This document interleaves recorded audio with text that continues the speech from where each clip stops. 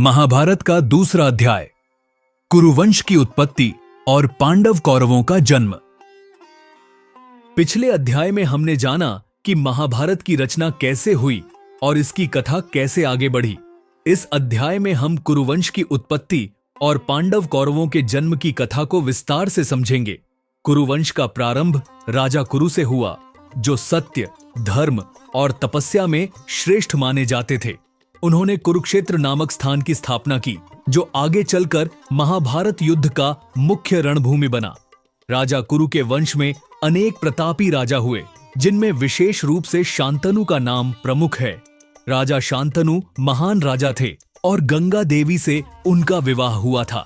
उनके पुत्र देवव्रत थे, जो आगे चलकर भीष्म पितामह के नाम से प्रसिद्ध हुए।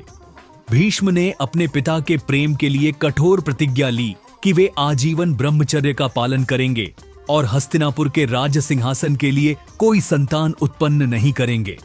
उनकी इस प्रतिज्ञा ने हस्तिनापुर के भविष्य को गहराई से प्रभावित किया।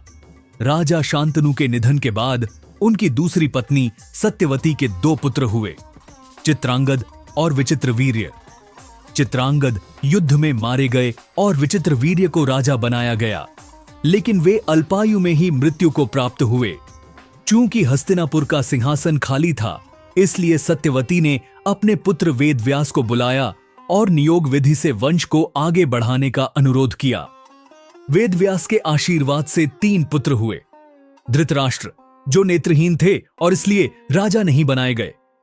पांडु, जो बलशाली और नीतिवान थे, उन्हें हस्तिनापुर का राजा बनाया गया। विदुर, जो नीति और धर्म के झाता थे, लेकिन क्योंकि वे दासी पुत्र थे, इसलिए राजा नहीं बन सके। धृतराष्ट्र का विवाह गांधारी से हुआ, जिन्होंने 100 पुत्रों को जन्म दिया, जो कौरव कहलाए।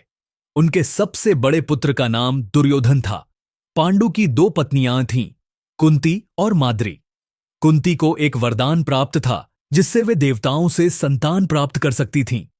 उन्होंने इस वरदान से 3 पुत्र प्राप्त किए, युधिष्ठिर, धर्मराज और न्यायप्रिय। धर्मराज के पुत्र भीम, अत्यंत बलशाली वायुदेव के पुत्र अर्जुन, महान धनुर्धर इंद्र के पुत्र।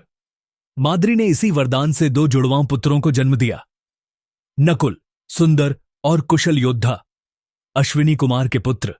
5 सहदेव, बुद्धिमान और रणनीतिकार। अश्विनी कुमार के पुत्र। पांडु को एक श्राप मिला था कि यदि वे अपनी पत्नियों के साथ दांपत्य संबंध स्थापित करेंगे तो उनकी मृत्यु हो जाएगी, इसलिए वे वन में चले गए। वहीं पर उन्होंने अपने 5 पुत्रों का पालन पोषण किया, लेकिन अंततः श्राप के कारण उनकी मृत्यु हो गई। पांडव और कौरव साथ में बड़े हुए, लेकिन दुर्योधन को पांडवों से ईर्ष्या थी। उसने कई बार पांडवों को मारने की योजनाएं बनाई, लेकिन विदुर और भीष्म पितामह ने हर बार उन्हें बचा लिया।